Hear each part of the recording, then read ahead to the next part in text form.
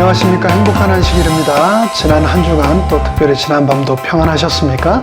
세리토스 교회에서 제공해드리는 교과 해설 방송에 함께하신 여러분 모두를 예수님의 이름으로 환영합니다. 오늘은 제7과 신의 산에서의 언약에 관한 내용을 함께 살펴보도록 하겠습니다. 교과 해설을 시작하기 전에 잠시 한 가지만 말씀을 좀 드리도록 하겠습니다. 여러분들이 방송을 통해서 지금 설교 예배나 교과 해설을 듣고 계신데요. 어떤 분에게는 제가 드리는 이 내용이 너무나 빠른 분도 계실 테고, 또 어떤 분들에게는 너무 느린 경우도 있을 겁니다. 근데 다행히 이 속도를 여러분들이 들으시는, 시청하시는 속도를 조절할 수 있습니다. 플레이백 스피드를요 0.25의 4분의 1 속도에서 최대 2배까지 속도를 조절해서 더 느리게 혹은 더 빠르게 들으실 수 있는데요. 그 기능을 꼭 주위 분들에게 물으셔서 익히셔서 원하시는 속도로 이 교과 해설과 예배에 동참하셔서 들리지 않는다든가 혹은 또 너무 느려서 답답함, 그런 불편함 겪지 않게 되시기를 바랍니다. 잘 모르시는 분들은 저에게 또 개인적으로 물으시면 제가 또 도와드리도록 하겠습니다. 제7과 신의 산에서의 언약, 기억절의 말씀 출애굽기 19장 4절의 말씀을 먼저 읽고 시작하겠습니다. 내가 애굽 사람에게 어떻게 행하였음과 내가 어떻게 독수리 날개로 너희를 업어 내게로 인도하였음을 너희가 보았느니라. 저는 2008년 목회학 석사 과정 수학하기 위하여 이곳 미국으로 도미하였습니다. 그리고 미국에서 목회를 시작한 후에 정말 하나님의 큰 은혜로 영주권을 취득하고 오늘날까지 감사하게 잘 지내왔는데요.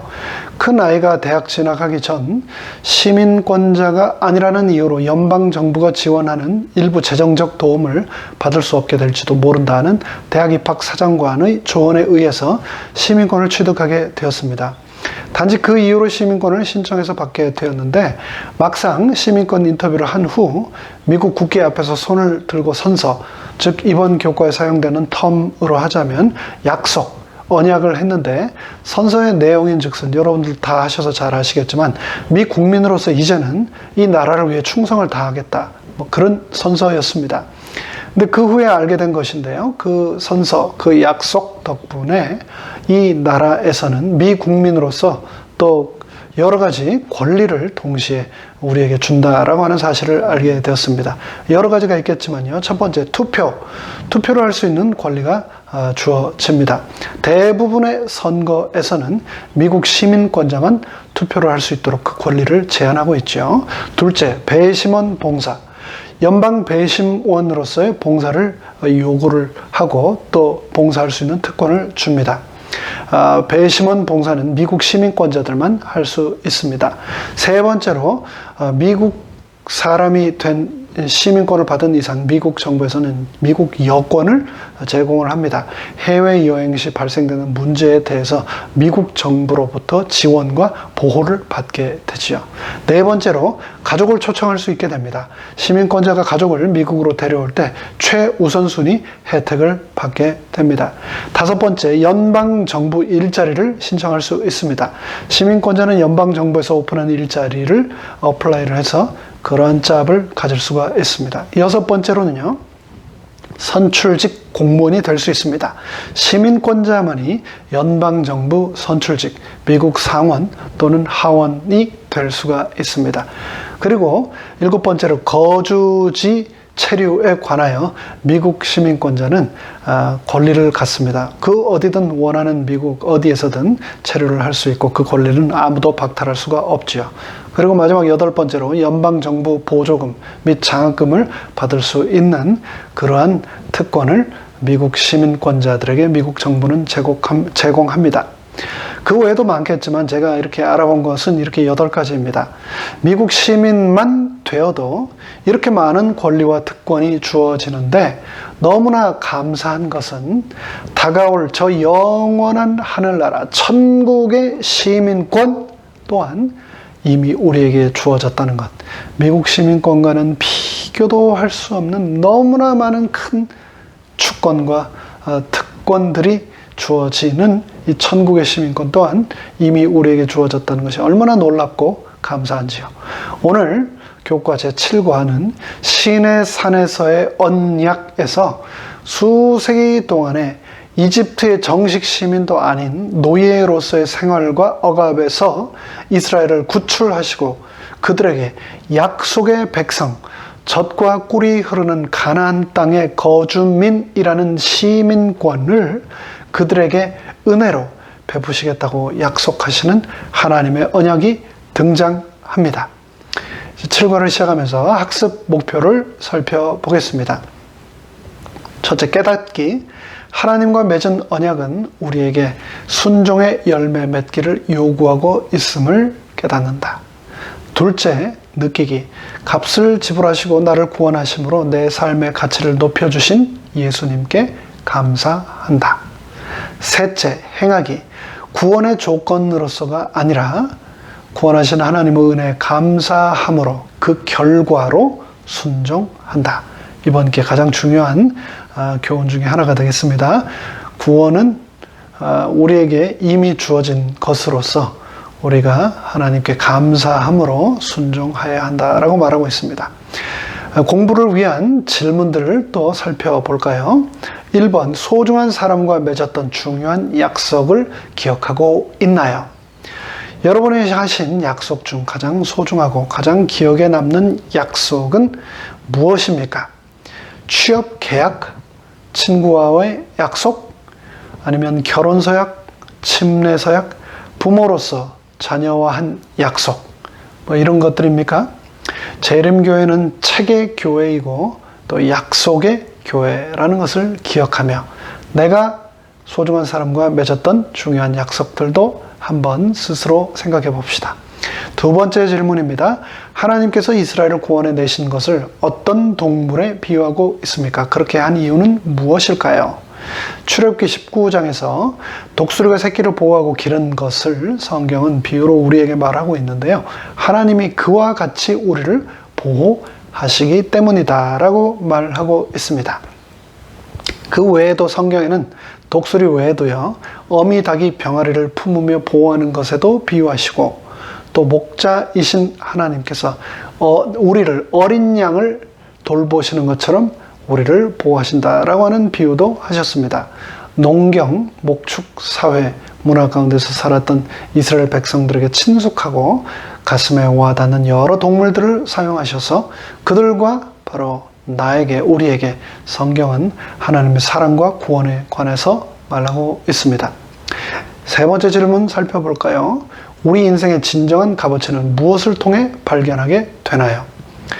마가복음 10장 45절은 인자가 온 것은 섬김을 받으려 함이 아니라 도리어 섬기려 하고 자기 목숨을 많은 사람의 대속물로 주려 함이니라 라고 했고요. 디모데전서는 그가 모든 사람을 위하여 자기를 속전으로 주셨으니 기약이 이르면 증거할 것이다 라고 했습니다. 저희 집 가라지에는요, 두 종류의 캔푸드가 있습니다. 하나는 푸드뱅크에서 그냥 제가 무료로 받아온 거고요. 또 다른 것은 제가 직접 돈을 주고 먹으려고 마켓에서 산 캔 음식이 있습니다. 푸드뱅크에서 받아온 음식은 유효기간이 지나면 버립니다. 그렇게 버리는 것이 어렵지 않습니다. 그런데 내 돈을 지불하고 사온 캔푸드가 어쩌다가 유효기간이 지나버리면 버리는 것이 참 쉽지가 않습니다. 왜냐하면 똑같은 캔푸드임에도 불구하고 내가 그 값을 지불했기 때문입니다. 무리를 해서라도 막 먹게 되는 경우가 있는 거죠. 나라는 존재는 그렇다면 예수님께서 자신의 목숨을 바쳐가면서까지 구원한 존재, 값을 치르신 존재라는 것을 생각을 할 때 나라는 존재는 예수님만큼 가치가 있는 보배롭고 존귀한 주님의 자녀라는 것 아닙니까? 우리가 잊지 않아야 할 너무나 소중한 내용입니다. 네 번째 질문, 하나님과의 언약 관계에 있어서 우리에게 요구되는 것은 무엇인가? 출애굽기 19장에서요. 세계가 다 내게 속하였나니 너희가 내 말을 잘 듣고 내 언약을 지키면 너희는 열국 중에서 내 소유가 되겠고 너희가 내게 대하여 제사장 나라가 되며 거룩한 백성이 되리라. 너는 이 말을 이스라엘 자손에게 고할지니라. 이것을 한마디로 요약을 하자면 순종이라고 할 수 있겠죠. 하나님과의 언약 관계에 있어서 우리에게 요구되는 가장 중요한 것, 한마디로 하자면 바로 순종이라고 출애굽기는 말하고 있습니다. 다섯 번째 질문, 구원에 있어서 나의 의를 내세우려 하는 것의 위험성은 무엇인가요? 이에 대하여 로마서는 하나님의 의를 모르고 자기 의를 세우려고 힘써 하나님의 의를 복종치 아니하였느니라 라고 기록하고 있는데요.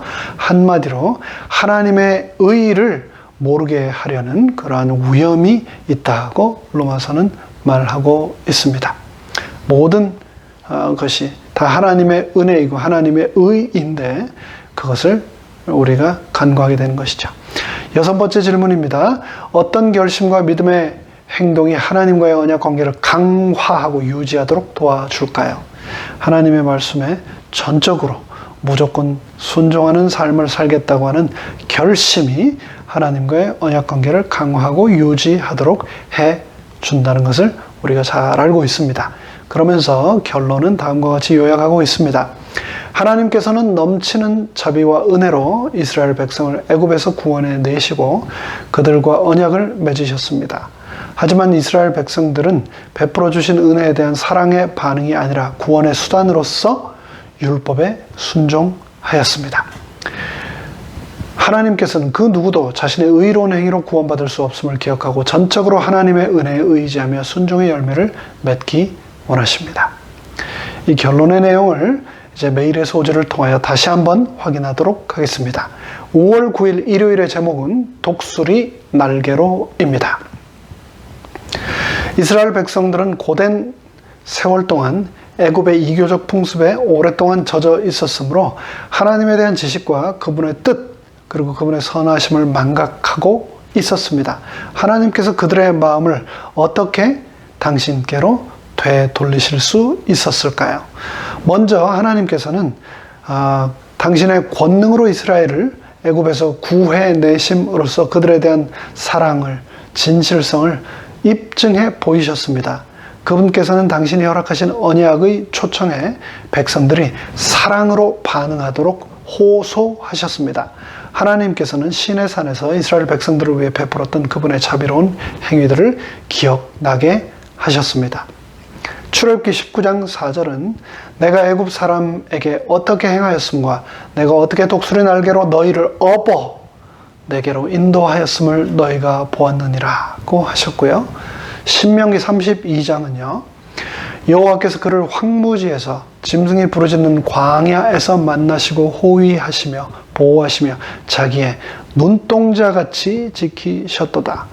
마치 독수리가 자기의 보금자리를 어지럽게 하며 자기의 새끼 위에 너풀거리며 그의 날개를 펴서 새끼를 받으며 그의 날개 위에 그것을 엎는 것 같이 여호와께서 홀로 그를 인도하셨고 그와 함께한 다른 신이 없었도다. 또 신명기 1장에서는 다음과 같이 기록합니다. 내가 너희에게 말하기를 그들을 무서워하지 말라 두려워하지 말라 너희보다 먼저 가시는 너희 하나님 여호와께서 애굽에서 너희를 위하여 너희 목전에서 모든 일을 행하신 것 같이 이제도 너희를 위하여 싸우실 것이며 광야에서도 너희가 당하였거니와 사람이 자기의 아들을 아는 것 같이 너희의 하나님 여호와께서 너희가 걸어온 길에서 너희를 아느사 이곳까지 이르게 하셨느니라 라고 하셨습니다. 그리고 또 호세아 11장은 또 다음과 같이 말씀합니다. 이스라엘이 어렸을 때 내가 사랑하여 내 아들을 애굽에서 불러내었거늘. 하나님께서는 독수리가 새끼를 보호하는 것과 엄마가 아기를 보호하는 것처럼 이스라엘을 보호하신다고 말씀하셨습니다. 하나님께서는 이스라엘을 독수리의 새끼, 어린 아기로 묘사하며 인간이 무력한 존재임을 깨닫기를 원하고 계십니다. 시편 103편은 다음과 같이 또 말씀합니다. 아버지가 자식을 긍휼히 여김같이 여호와께서는 자기를 경외하는 자를 긍휼히 여기시나니 이는 그가 우리의 체질을 아시며 우리가 단지 먼지뿐임을 기억하심이로다. 시편 103편에서는 그동안 내가 잊고 지냈던 나의 본명을 다시 한번 말해줍니다. 내 이름이 알고 보니 바로 먼지였습니다. 먼지. 내가 아무리 대단하고 뭐라도 되는 것처럼 생각될지라도 하나님 앞에서는 나는 어린 아이에 불과하다는 것을 우리 모두 기억해야 하겠습니다. 5월 10일 월요일의 제목은 구원의 유형입니다. 그러므로 이스라엘 자손에게 말하기를 나는 여호와라. 내가 애굽 사람의 무거운 짐 밑에서 너희를 빼내며 그들의 노역에서 너희를 건지며 편팔과 여러 큰 심판들로서 너희를 속량하여 너희를 내 백성으로 삼고 나는 너희의 하나님이 되리니 나는 애굽 사람의 무거운 짐 밑에서 너희를 빼낸 너희의 하나님 여호와인 줄 너희가 알지라. 이스라엘이 애굽의 노예 상태에서 구원받은 것과 노아와 그의 가족이 홍수에서 구원받은 것은 모세의 기록에 나오는 가장 두드러진 구원의 사건입니다.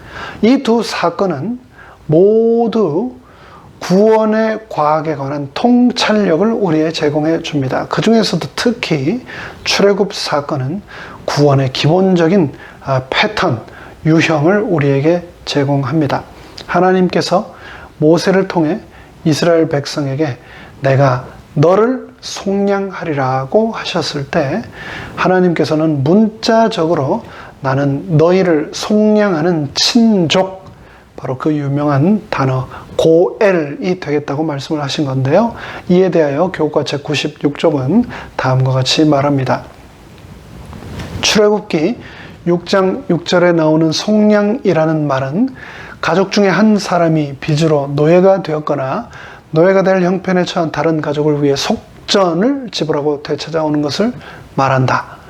이스라엘을 구속할 친족은 아무도 없었다. 그러나 하나님께서 이스라엘의 친족이 되셔서 그들을 구속해 주셨다. 하나님께서 당신의 백성들을 노예의 신분에서 되찾기 위해 속전을 지불하셨다는 견해를 여러분은 어떻게 이해하고 계십니까? 그렇다면 과연 얼마만큼의 값이 지불되어야 했을까요? 이에 대하여 마가복음 10장은 인자가 온 것은 섬김을 받으려 함이 아니라 도리어 섬기려 하고 자기 목숨, 여기서 바로 속전이 등장하지요. 자기 목숨을 많은 사람의 대속물로 주려 함이라고 했습니다. 디모데전서 2장 6절은요. 그가 모든 사람을 위하여 자기를 예수 그리스도 자신을 속전으로 주셨으니 기약이 이르면 증거할 것이라. 또 계시락 5장 9절은 또 말씀합니다. 그들이 새 노래를 불러 이르되 두루마리를 가지시고 그 인봉을 떼기에 합당하시도다. 일찍이 죽음을 당하사 각 족속과 방언과 백성과 나라 가운데서 사람들을 피로 사서 예수 그리스도의 피로 사서 하나님께 드리시고 예수님께서 십자가에 돌아가심으로 값을 치르셨습니다. 하나님께서 그분의 독생자의 피값을 바로 속전으로 내 생명을 위하여 지불하신 겁니다. 5월 11일 화요일의 제목은 신의 산 언약입니다. 출애굽기에는 우리가 아는 세 가지 아주 주요한 사건들이 기록되어 있습니다. 첫 번째는 바로 출애굽 사건이고요. 두 번째는 출애굽을 한 이스라엘 백성들과 하나님께서 언약을 수립하시는 사건이고, 그리고 마지막 세 번째로 그 언약을 수립한 백성들과의 지속적인 관계를 위하여 성소의 건축을 명하시고 그렇게 하여서 진행되는 성소에 관한 이야기가 등장합니다. 그 중에서도 출애굽기 19장에서 24장까지 걸쳐 기록되어 있는 언약의 수립은 이 세 개의 봉우리 중 최고봉 에베레스트 산에 해당된다고 할 수 있겠습니다. 신의 산에서의 언약은 구원의 계획에 있어서 중요한 역할을 감당합니다. 이 언약은 아담과의 언약, 노아와의 언약, 그리고 이전 시간 아브람과의 언약에 이어 성경에 기록된 네 번째 언약입니다.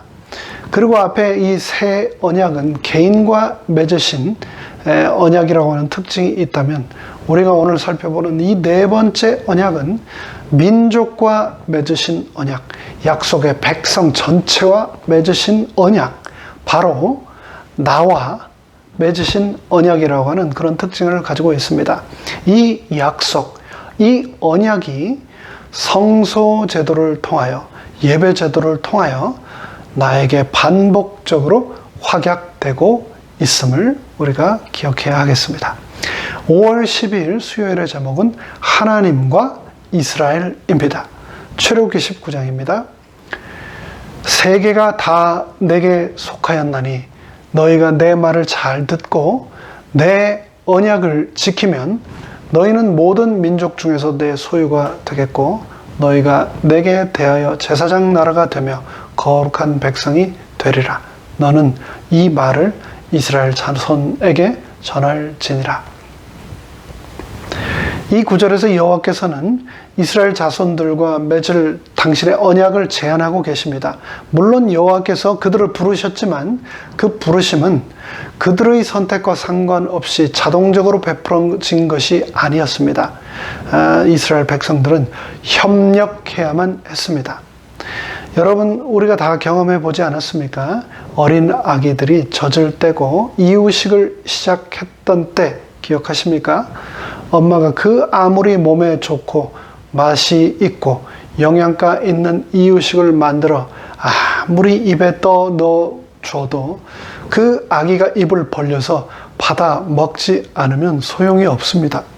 이스라엘 백성들이 애굽에서 구원받을 때에도 그들의 협력이 있어야만 했습니다.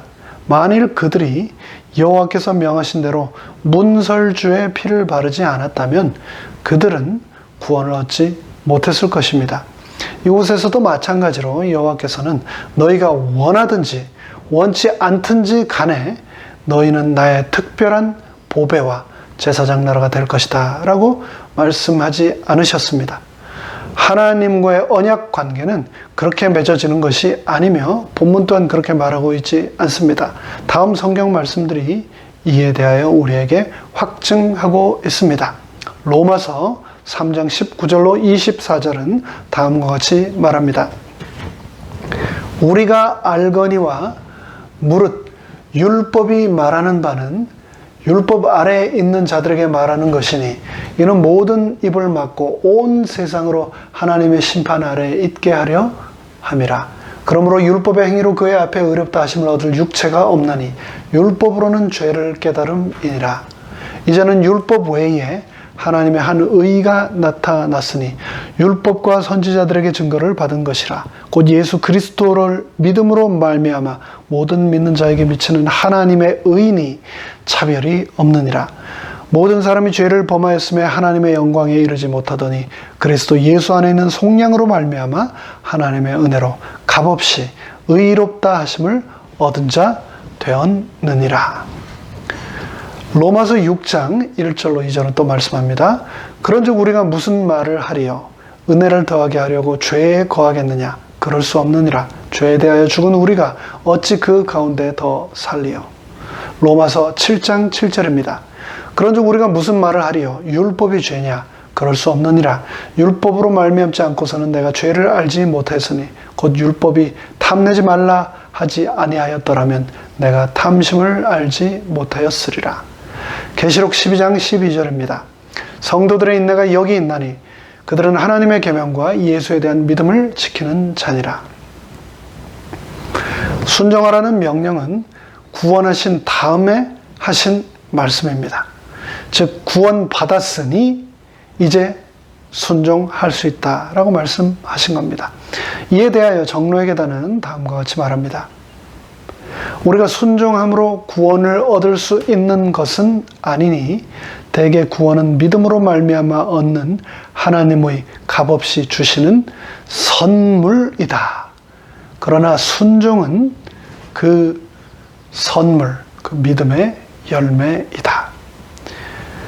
언약에 있어서 우리에게 가장 중요한 것은 순종입니다. 그러나 순종이 구원의 조건이 아닌 결과로 인한 믿음의 열매여야 한다는 것을 기억합시다. 구원은 하나님이 값없이 주시는 선물이지 내 행위나 나의 순종으로 얻어질 수 있는 것이 아니라는 것을 기억합시다. 5월 13일 목요일의 제목은 우리가 다 행하리이다 입니다. 출애굽기 19장 8절의 말씀입니다. 백성이 일제히 응답하여 이르되 여호와께서 명령하신 대로 우리가 다 행하리이다. 모세가 백성의 말을 여호와께 전하매. 이 출애굽기 19장의 말씀을 얼핏 보면은 모든 것이 다 잘된 것처럼 보입니다. 여호와께서 당신의 백성들을 건져내셨고 그들에게 언약으로 나타난 약속들을 주셨으며 그들은 여호와께서 요구하신 모든 것들을 이행하기로 동의했습니다. 그러나 그 이후 언약에 대한 이스라엘의 반응을 통해 우리는 너무나 중요한 교훈을 얻게 됩니다. 로마서 9장입니다. 의의 법을 따라간 이스라엘은 율법에 이르지 못하였으니 어찌 그러하냐? 이는 그들이 믿음을 의지하지 않고 행위를 의지함이라 부딪혀 돌에 부딪혔느니라. 로마서 10장 3절입니다. 하나님의 의를 모르고 자기 의를 세우려고 힘써 하나님의 의에 복종하지 아니하였느니라. 이어지는 히브리서 4장 말씀입니다. 그러므로 우리는 두려워할지니 그의 안식에 들어갈 약속이 남아있을지라도 너희 중에는 혹 이르지 못할 자가 있을까 함이라. 그들과 같이 우리도 복음 전함을 받은 자이나 들은 바 그 말씀이 그들에게 유익하지 못한 것은 듣는 자가 믿음과 결부시키지 아니함이라. 이스라엘은 믿음에 의지하지 않고 자기 행위로 이루려고 했기에 실패했다는 것을 우리는 기억해야 합니다. 순종은 율법에 있어서, 순종은 언약에 있어서 가장 중요한 것입니다. 그럼에도 불구하고 나의 순종이라고 하는 행위로 구원을 이루려고 한다면 이스라엘 백성들과 똑같은 과오를 우리는 삶을 통하여서 반복하게 될 것입니다. 하나님께서는 우리에게 무엇을 요구하시는가? 하나님께서 우리에게 요구한 것이 무엇이든지 간에 우리는 그분과의 관계의 기초를 믿음에 두어야 한다는 것을 꼭 명심해야 합니다. 믿음이 기초가 되고 그 위에 행위가 따라야 합니다. 아무리 동기가 순수하고 또 진지하며 헤아릴 수 없는 많은 행위를 쌓는다 할지라도 행위만으로는 거룩하신 하나님 앞에 우리가 받으신 바 될 수 없다는 것을 기억합시다. 행위에 의지하는 순간, 나의 노력과 공로에 의지하는 순간 우리는 율법주의자가 되고 만다는 것을 잊지 마시기 바랍니다. 교과 102쪽은 그래서 다음과 같이 말합니다. 불행하게도 히브리 백성들은 순종을 구원의 결과로서가 아니라 구원의 수단으로 믿고 있었다. 그들은 믿음을 통해 하나님의 의를 구하는 대신에 율법에 순종함으로써 자신의 의를 쌓고자 하였다. 신의 산에서의 언약은 비록 더 구체적인 명령과 율법과 함께 주어졌으나 이전의 모든 언약과 마찬가지로 은혜의 언약이었다.